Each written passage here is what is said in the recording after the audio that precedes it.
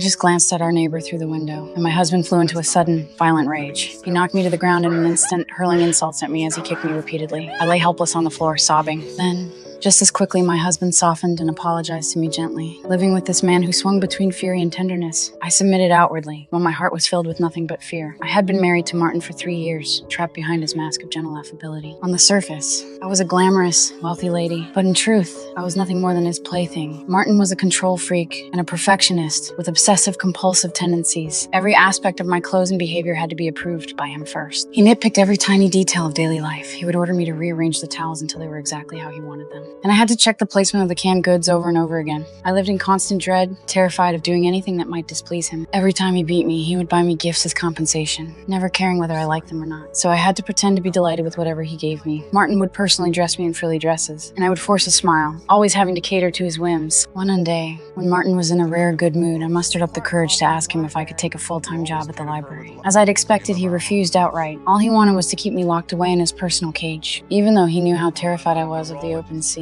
Martin readily accepted our neighbor's invitation to go sailing. The years of constant mental torment had left me feeling like both my mind and body were slowly dying. The only way I could vent my frustration was to pick up a rock and smash it against a street lamp. Little did I know that this impulsive act would become the key to my escape. On the day of the sailing trip, the wind and waves were fierce. I huddled on the boat, too scared to move an inch. Our neighbor tried to comfort me, but I didn't dare respond. Suddenly, a rainstorm hit. The sail was torn to shreds by the wind. In the chaos, Martin fell overboard. It took the neighbor all his strength to pull him back onto the boat. Martin started screaming my name, and that was when they realized I was gone. Rescuers searched the water for hours, but all they found was my life jacket. Everyone assumed that I, a woman who couldn't swim, had drowned. Martin wasted no time holding a funeral for me. He put on a show of grief in front of our friends and family, but only I knew the truth. His sorrow was nothing more than the resentment of a man who had lost his favorite toy. What Martin never suspected was that this was all part of my plan. While everyone was distracted by his fall into the water, I jumped into the sea and hid behind a buoy. In my spare time, working part-time at the library, I had secretly learned to swim, transforming myself from a woman who couldn't even bear to touch the water into a skilled swimmer. The broken street lamp. It was my beacon, guiding me back to the shore in the dark of night. I snuck back to the house, retrieved the luggage I had hidden away long ago, then cut off my long hair. I pulled off my wedding ring and flushed it down the toilet. Before I left, I carefully cleaned every trace of my existence in that house. As I walked out the door, leaving behind the prison that had held me captive for 3 years, I finally felt free.